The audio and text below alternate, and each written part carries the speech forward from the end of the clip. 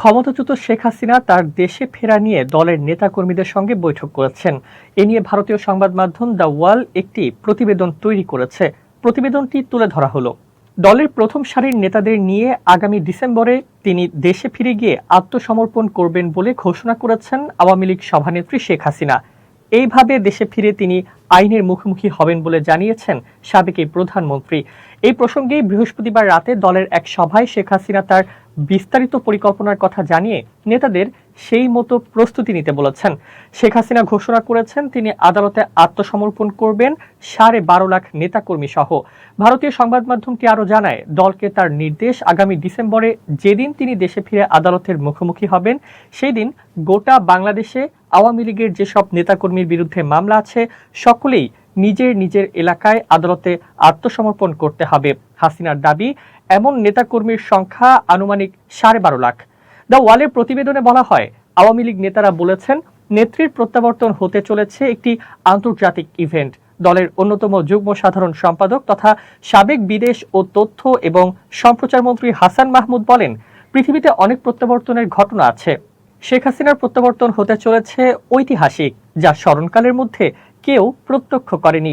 সাবেক প্রধানমন্ত্রী জানান, তিনি যে তথ্য সংগ্রহ করেছেন তাতে এখনো পর্যন্ত আওয়ামী লীগের 4.5 লাখ নেতাকর্মীর বিরুদ্ধে মামলা দায়ের হয়েছে। অজ্ঞাত পরিচিত আরো 12 লাখের বিরুদ্ধে মামলা করেছে পুলিশ। তিনি জেনেছেন অচিরেই এই মামলাগুলিতে আওয়ামী লীগের নেতাকর্মীদের নাম জুড়ে দেওয়া হবে।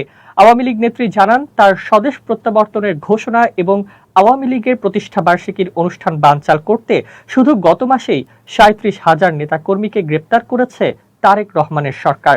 এক পর্যায়ে তিনি প্রধানমন্ত্রী তারেক রহমানের নাম না করে কটাক্ষ করেন, বলেন, বাংলাদেশের কি দুর্ভাগ্য, এমন একজন প্রধানমন্ত্রী হয়েছেন যিনি দেশে কটি উপজেলা তাও ঠিক করে জানেন না। ভারতীয় সংবাদ মাধ্যমে বলা হচ্ছে, তারেক রহমানের সরকারকে চ্যালেঞ্জ জানিয়ে সাবেক প্রধানমন্ত্রী বলেছেন, দেখি বাংলাদেশের জেলে কত জায়গা আছে। শেখ হাসিনা বলেন, বানাও আরো জেল, আমরা সবাই মিলে একদিনে আত্মসমর্পণ করব। বৃহস্পতিবার 16 জুলাই ছিল শেখ হাসিনার কারাবন্দী দিবস। 2007 সালের ওই দিনে তৎকালীন তত্ত্বাবধায়ক সরকার তাকে গ্রেপ্তার করেছিল। ওই একই দিনটি আওয়ামী লীগ গোপালগঞ্জ গণহত্যা দিবস হিসেবে পালন করে।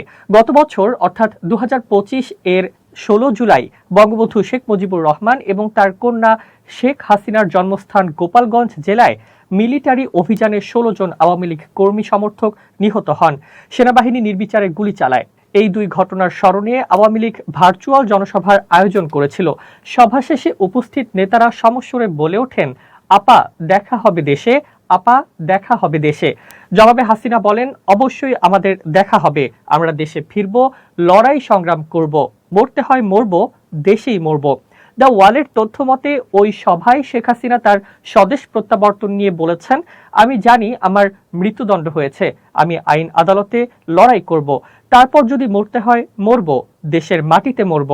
তিনি মাইকেল মধুসূদন দত্ত রচিত বঙ্গভূমির প্রতি কবিতার বিখ্যাত পঙ্কুক্তি, জন্মিলে মরিতে হবে, অমরকে কোথা কবে, চিরস্থায়ী কবে নীর, হায়রে জীবন নদে, উদ্ধৃত করে সবাইকে দেশে ফেরার প্রস্তুতি শুরু করতে বলেন। তার স্বদেশ প্রত্যাবর্তনের কারণ ব্যাখ্যা করে হাসিনা বলেন, বাংলাদেশ আজ বিপন্ন, আমাদের হাজার হাজার নেতাকর্মী জেলে, কারাগারে, তাদের হত্যা করা হচ্ছে, মানবেতর জীবন যাপন করতে হচ্ছে। এই অবস্থায় দেশকে রক্ষা করা আমাদের কর্তব্য, আমরা তাই দেখে যাব, আইনের পথে আত্মসমর্পণ করব। নেতাকর্মীদের হাসিনা বলেন, অপেক্ষা করুন, আগামী কয়েক মাসের মধ্যে দেশের অভ্যন্তরে এবং আন্তর্জাতিক দুনিয়ায় পরিস্থিতির অনেক পরিবর্তন হবে।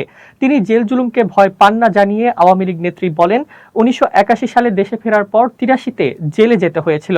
2007 সালে আমি বিদেশে গেলে তখনকার সেনা সমর্থিত তত্ত্বাবধায়ক সরকার আমাকে দেশে ফিরতে দিচ্ছিল না। সমস্ত এয়ারলাইন্সকে চিঠি দিয়ে বলেছিল আমাকে যেন বাংলাদেশ দামি বিমানে উঠতে না দেওয়া হয়। তারপরও আমি দেশে ফিরে আসি এবং কারাগারে যাই, ফলে আমি জেলে যেতে ভীত নই।